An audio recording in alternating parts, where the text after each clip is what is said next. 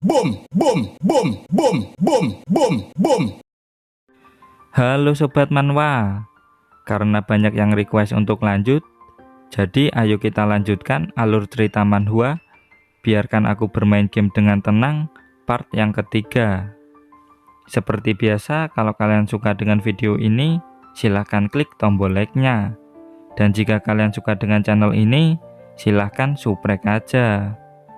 Kalau enggak, hati-hati, Jing An masih memantau kalian. Biar lebih mantap lagi nontonnya, jangan lupa pakai headset. Dan tanpa banyak basa-basi lagi, ayo langsung kita gaskan ke videonya di Manhwa Period.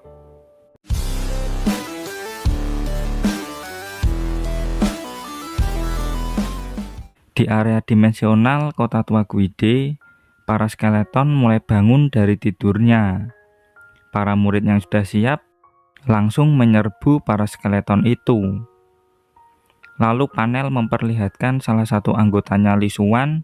Dia dengan mudah mengalahkan skeleton dengan menyerangnya dari belakang. Sedangkan anggota yang satu lagi juga sama hebatnya. Dia mengalahkan skeleton dengan satu tendangan saja. Melihat hal itu, Zhou-wen merasa tenang dan tidak perlu cemas. Jadi dia bisa memanfaatkan waktunya untuk memastikan dugaannya. Di depan, Lee Xuan melihat ke arah Zhou-wen yang sedang membuka HP saktinya. Di saat ujian pertarungan kayak gini, masih sempat nge-game. Apa dia nggak punya skill bertarung sama sekali kah? Batin Lee Xuan. Setelah memastikannya di HP sakti, sekarang Zhou-wen jadi yakin. Tidak hanya bangunannya saja yang sama, tetapi tata letak dan detail dari bangunan juga sama persis seperti di dalam dungeon. Hal ini membuktikan kalau dungeon yang baru saja Zhou-wen mainkan tadi merupakan cetak biru dari tempat ini. Tunggu, itu berarti jenderal skeleton yang super kuat juga pasti ada di sini, batin Zhou-wen. Dari map yang sudah dieksplor sama Zhou-wen di dalam game, wilayah ujian itu cukup jauh dari tempat jenderal skeleton berada. Jika kami tidak keluar dari wilayah ujian, kami tidak akan bertemu dengan monster kuat itu, batin Zhou-wen. Tak berselang lama, Zhou-wen berteriak. Tidak disangka Lee Xuan dan yang lainnya mau masuk lebih dalam lagi. Alasannya karena di wilayah mereka saat ini, jumlah skeleton yang muncul sangat sedikit. Ditambah responnya juga terlalu lambat. Jadi untuk mendapat skor yang tinggi, ya mereka harus masuk lebih dalam. Lalu Zhou-wen bilang kalau di luar wilayah ujian, mungkin akan ada bahaya besar yang menanti mereka. Kalau kau takut, kau boleh tetap di sini, kata Miantu pada Zhou-wen. Lalu dia meyakinkan Lee Xuan dengan berkata, kalau untuk mengamankan posisi pertama, mereka harus masuk lebih dalam lagi dan memburu skeleton sebanyak-banyaknya. Jiang Hao juga menambahi kalau wilayah ujian ini terlalu kecil untuk mereka. Ditambah mereka punya informasi lengkap tentang kota tua Guide, jadi tidak akan ada masalah. Masuk akal, kata Lee Xuan. Lalu Lee Xuan mengajak Zhou-wen untuk lanjut. Kalau ada apa-apa, serahkan saja pada mereka berdua, kata Lee Xuan untuk menenangkan Zhou-wen. Dalam hati, Zhou-wen berkata, tidak mungkin dia bilang kalau di depan sana ada monster kuat yang bisa membunuh mereka. Tidak ada pilihan lain. Zhou-wen akan mencoba mengalahkan jenderal skeleton di dalam game. Siapa tahu di levelnya yang sekarang dia bisa mengalahkannya. Dan jika terjadi sesuatu yang berbahaya, setidaknya akan kubawa Lee Xuan kabur dari sini, batin Zhou-wen. Setelah itu, kedua orang ini mulai bantai-bantai skeleton yang ada di depan mereka. Yang satu menggunakan jurus tendangan maut, dan yang satunya lagi menggunakan jurus pukulan maut. Terlihat Lee Xuan yang sedang berjalan santai, dan di belakangnya Zhou-wen yang sudah masuk ke mode gaming. Di dalam game dia terus dibantai habis sama jenderal skeleton. dan selalu berakhir game over. Cara apapun dia selalu gagal, mau itu menghindar ke samping ataupun melompat. Jenderal Skeleton bisa membunuhnya hanya dengan satu serangan. Lalu Zowen menyadari kalau Jenderal Skeleton akan meningkatkan kecepatannya saat mau menyerang saja. Kemungkinan besar itu adalah skill vitality miliknya. Kembali ke dunia nyata, Zowen merasa kalau mereka semua melawannya, mereka semua akan terbunuh. Lalu ada salah satu skeleton yang ngedrop kristal merah. Miantu mengambilnya dan langsung memberikannya ke Li Xuan. Karena sudah memiliki poin yang tinggi, Zowen mengajak mereka semua untuk kembali. Tapi Miantu menolaknya dengan berkata, "Masih terlalu cepat. Ngapain buru-buru? Toh kau juga dari tadi cuman main game dan gak ngapa-ngapain." Lalu Jiang Hao mengajak mereka lanjut lagi, supaya posisi pertama mereka menjadi lebih terjamin. Li Xuan membuka HP-nya, dan tidak ada laporan tentang makhluk dimensional level legendary ke atas di sekitar sana. Jadi dia memutuskan untuk tetap lanjut. "Tunggu dulu," kata Zowen. Zowen bertanya, apa Li Xuan percaya dengan indera keenam. Lalu Zowen menjelaskan kalau sejak kecil jika ada sesuatu yang berbahaya, dia akan merasakan perasaan yang tidak enak. Hal itu selalu terbukti, dan rasa tidak enak itu semakin kuat. Itu cuman rasa takut. Pakai acara bilang indera keenam segala, kata Miantu. Lalu dia membentak Zowen, kalau Bang Xuan membawamu kemari itu untuk membuatnya mendapat peringkat pertama. Kalau Bang Xuan tidak berhasil mendapat posisi pertama, apa kau tahu konsekuensinya? Kata Miantu. Lalu dengan tegas Zowen menjelaskan kalau kota tua Guide ini bukan sebuah tempat yang kecil. Oleh karena itu, tidak ada murid yang berani meninggalkan wilayah ujian. Kita juga sudah mendapat banyak poin. Kalau mau mempertahankan peringkat pertama, kita cukup berburu di wilayah ujian dan tidak perlu mengambil resiko pergi ke tempat yang tidak kita kenal, kata Zowen. Li Xuan berkata kalau yang dibilang Zowen itu masuk akal.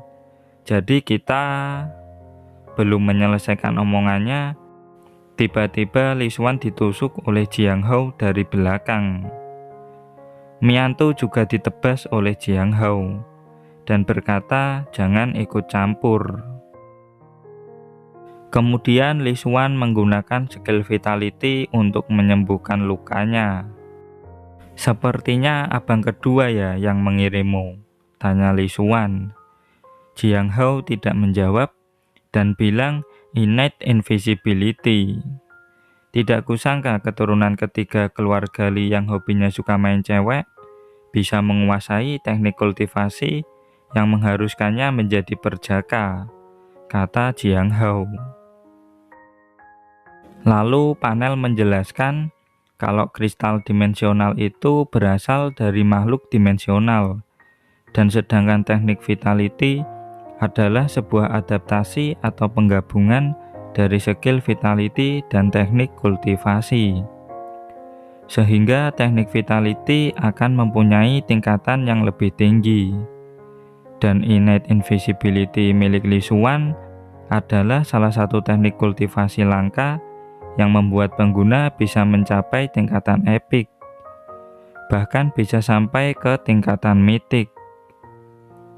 Zowen tahu kalau syarat mengkultivasi innate invisibility itu harus perjaka, dan semua kerja keras dan waktu yang dihabiskan untuk mengkultivasi teknik ini akan terbuang sia-sia jika pengguna kehilangan keperjakaannya. Tidak kusangka dia masih perjaka, padahal hobi main cewek.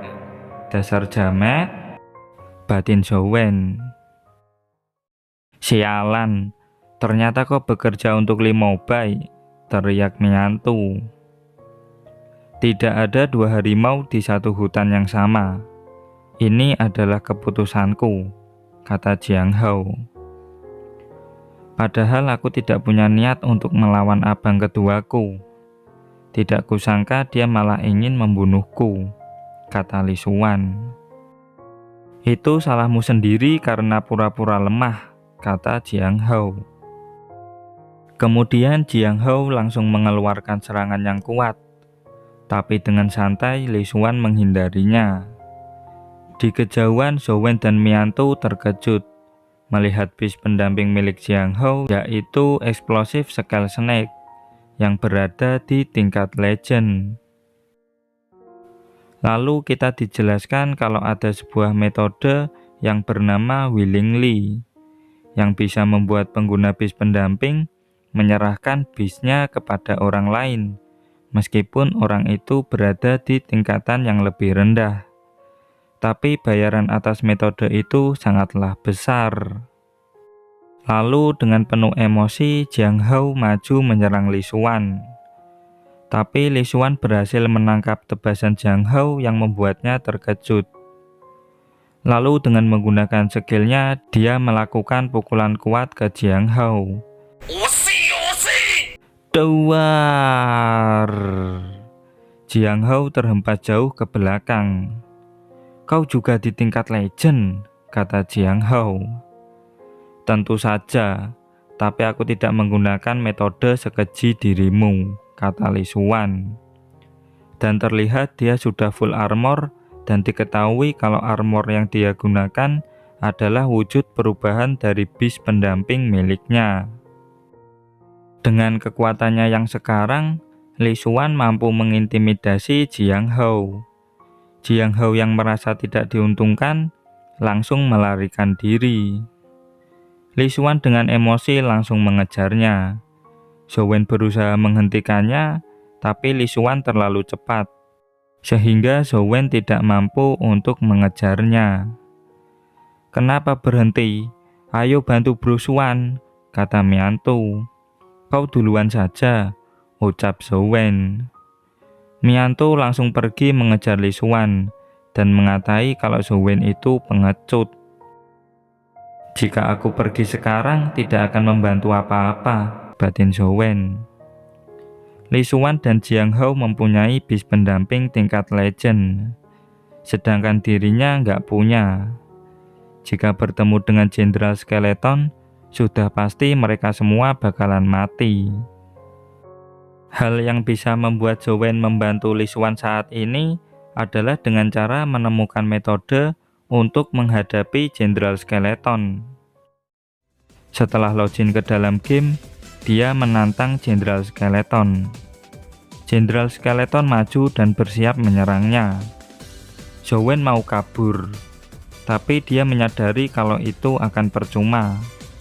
Tepat saat Jenderal Skeleton menyerang, Zhou Wen melakukan roll depan, dan alhasil dia mampu menghindari serangan dari monster itu. Si Jenderal marah dan terus menyerang Zhou Wen. Setelah Zhou Wen melakukan roll depan, dia langsung combo dengan melakukan pargoy yang membuatnya mampu menghindari semua serangan Jenderal Skeleton. Akhirnya dia menemukan cara untuk menghadapi Jenderal Skeleton, yaitu dengan combo roll depan ditambah pargoy. Setelah itu terdengar suara, Habisi penyusup. sialan, mereka sudah bertemu dengannya. Padahal aku baru bisa menghindari serangannya saja, kata Zhou Wen. Kemudian Zhou Wen menyimpan HP-nya. Dia mengingat kunci untuk menghadapi Jenderal Skeleton, yaitu combo roll depan ditambah pargoy. Dengan combo barunya, Zhou Wen pun pergi ke sana untuk membantu Li Xuan. Dan tak lama kemudian, akhirnya Zhou Wen berhasil menyusul Li Xuan. Lama bet lunjing, kata Mian Tu. Ternyata kondisi mereka sedang terdesak, karena mereka sekarang sedang berhadapan dengan Jenderal Skeleton. Zhou Wen terkejut dengan penampilan Jenderal Skeleton yang sebenarnya. Perbedaan dengan yang ada di game sangat jauh. Yang ini terlihat sangat menyeramkan dan lebih jahat. Lalu dia heran, kenapa Jiang Hao tidak diserang? Apa mungkin karena armornya? Dasar orang kaya brengsek, batin Zhou Wen. Dari sini bisa disimpulkan kalau kakak kedua Li Xuan memang ingin Li Xuan mati. Lalu Jenderal Skeleton mulai maju. Penyusup harus disingkirkan, Ucapnya. Dengan perisai miliknya, Li Xuan menahan serangan tersebut. Tapi perisai itu tidak cukup kuat. Dan duar, terjadi ledakan yang menghempaskan Miantu. Dan untungnya dia tidak apa-apa. Terlihat Li Xuan yang masih menahan tombak Jenderal Skeleton. Dan dari belakang dia diserang oleh eksplosif Skull Snake milik Jiang Hao. Di sini Li Xuan benar-benar kewalahan karena harus melawan dua makhluk yang berada di tingkat legend. Meskipun masih bisa bertahan, tapi kondisinya tidak akan bertahan lama. Jika terus seperti ini, dia akan kalah, batin Zhou Wen. Lalu Zhou Wen memutuskan untuk menahan Jenderal Skeleton. Lalu Li Xuan bilang kalau dia butuh 2 menit untuk mengatasi Jiang Hao. Dalam hati Jiang Hao berkata, mana mungkin tingkat mortal bisa menahan Jenderal Skeleton selama 2 menit. Kemudian Zhou Wen masuk ke mode bertarung dan akan memberikan waktu 2 menit untuk Li Xuan. Zhou Wen pun maju dan langsung memprovokasi Jenderal Skeleton untuk melawan dirinya. Jenderal yang terprovokasi mulai bergerak ke arah Zhou Wen. Dengan tombak hitamnya dia menyerang Zhou Wen, dan Zhou Wen pun dengan mudah menghindarinya. Ini tidak jauh berbeda dari game, batinnya. Tiba-tiba si kuda juga ikut menyerang dan hampir menghancurkan masa depannya Zhou Wen. Zhou Wen lanjut menghindar. Dia melakukan roll depan, dikombo dengan pukulan Divine Magnifice ke arah bawah kuda. Sialan, combo ini nggak ngefek ya, batinnya. Di kejauhan Miantu terkejut. Orang yang dari tadi cuma main game bisa menghambat Jenderal Skeleton. Jiang Hao juga sama terkejutnya. Dan karena meleng, Li Xuan menghantamkan pukulan kuat ke wajah Jiang Hao. Jiang Hao menantangnya. Siapa yang akan mati duluan? Dirinya atau si Zhou Wen? Teriaknya. Mereka berdua pun lanjut adu mekanik. Lalu Li Xuan menargetkan armor yang digunakan Jiang Hao. Dan duas! Pukulan itu membuat Jiang Hao muntah darah. Tapi sayang sekali masih belum cukup untuk menghancurkan armornya. Lalu Jiang Hao mengeluarkan eksplosif Skull Snake-nya. Tapi hal itu tidak membuat Li Xuan gentar sedikit pun. Ternyata yang diincar Jiang Hao adalah Zhou Wen. Li Xuan langsung memperingatkannya. Serangan kuat dari 2 arah mengarah ke Zhou Wen. Combo Pargoy di dalam game pun berguna. Zhou Wen mampu menghindari kedua serangan itu dengan combo Pargoy-nya. Melihat celah, dia langsung menghajar armor milik Jiang Hao. Dan duas! Armor itu pun hancur. Dan terlihat Zhou Wen yang juga menggunakan kekuatan dari bis pendampingnya. Setelah armor itu hancur, Jenderal Skeleton langsung menusuk Jiang Hao, yang membuatnya langsung terbunuh. Eksplosif Skull Snake yang menjadi bis pendampingnya tiba-tiba berubah wujud menjadi kadal hijau. Inilah karmamu, kata Li Xuan sambil menginjak kadal hijau itu. Lalu di depan, Jenderal Skeleton mulai mengeluarkan auranya. Zhou Wen dan Li Xuan merasa kalau monster ini sudah murka. Tiba-tiba si Jenderal langsung mengeluarkan skill vitality miliknya. Karena terlalu cepat, Zhou Wen tidak akan sempat menghindarinya. Untung ada Li Xuan yang melindunginya. Dan itu memperparah kondisi armor miliknya. Li Xuan juga sudah mencapai batasnya ya, batin Zhou Wen. Lalu Li Xuan berencana untuk menahannya. dan Zhou-wen yang akan menghabisinya. Tidak disangka Li Xuan benar-benar menahannya. Zhou-wen harus cepat, kalau tidak mereka semua akan mati. Lalu Zhou-wen melompat dan mengumpulkan kekuatan. Dia pun mengeluarkan skillnya, Divine Magnifice Normal Punch, dan duar. Sialan, masih nggak mempan ya, batin Zhou-wen. Setelah itu Jenderal Skeleton membalas serangan yang mulai mengikis armor milik Li Xuan. Zhou-wen lanjut menyerangnya dengan skill Divine Magnifice Consecutive Normal Punch, dan duar. Jenderal Skeleton masih terlihat baik-baik saja. Lalu dia teringat dengan retakan di wajah Jenderal.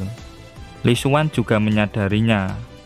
Oke, ayo kita gaskan, hidup atau mati, teriaknya.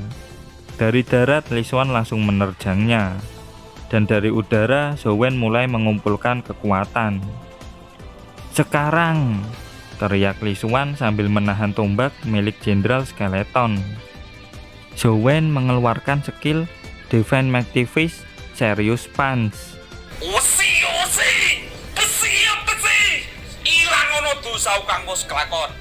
Dan duas.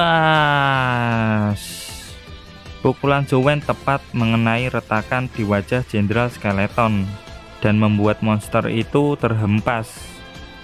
Yes, berhasil, batin Zhou-wen. Kemudian di kejauhan tubuh milik Jenderal Skeleton mulai menghilang dan tiba-tiba muncul sebuah telur bis pendamping. Zhou-wen pun langsung mengambilnya. Telur bis pendamping? Beruntung sekali kau, kata Li Xuan. Loh, kok nggak mau toh? Tanya Zhou-wen. Li Xuan berkata kalau dia nggak membutuhkannya. Lagian jika bukan karena Zhou-wen, dirinya dan juga Miantu pasti akan mati. Jadi ambil saja itu sebagai ucapan terima kasih. Li Xuan juga mengingatkan kalau Zhou-wen sekarang tidak punya cukup energi vitality untuk menetaskan telur bis pendamping tingkat legend. Ditambah telur Jenderal Skeleton itu juga sedikit tua, jadi jangan asal menetaskannya. Lalu Li Xuan menyadari kalau Zhou-wen juga menggunakan bis pendamping dan menanyakan bagaimana caranya Zhou-wen bisa dapat bis pendamping.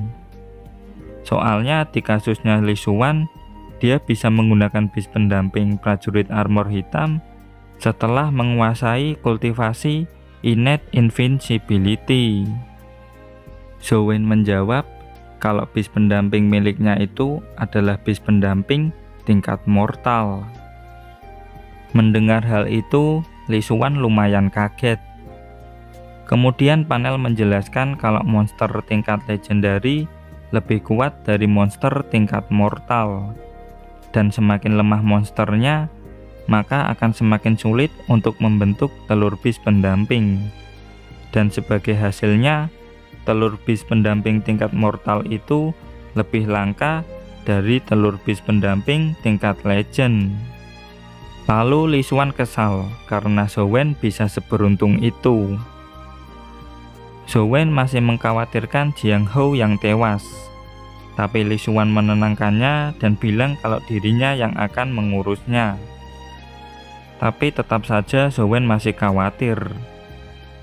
Li Xuan tetap menenangkannya dengan berkata kalau Zhou-wen bisa mendaftar di kampus manapun yang dia suka, dan Li Xuan akan menjamin kalau Zhou-wen akan diterima. Akhirnya mereka bertiga keluar dari gerbang dimensi. Li Xuan langsung menemui panitia ujian, dan setelah itu mereka pun berpisah. Dan chapter pun berakhir sampai di sini. Dan terima kasih buat kalian yang sudah mendengarkan sampai di sini. Seperti biasa, dukung channel ini dengan cara like, comment, subscribe, dan jangan lupa kultivasikan loncengnya. Sampai jumpa lagi di video berikutnya. Bye-bye.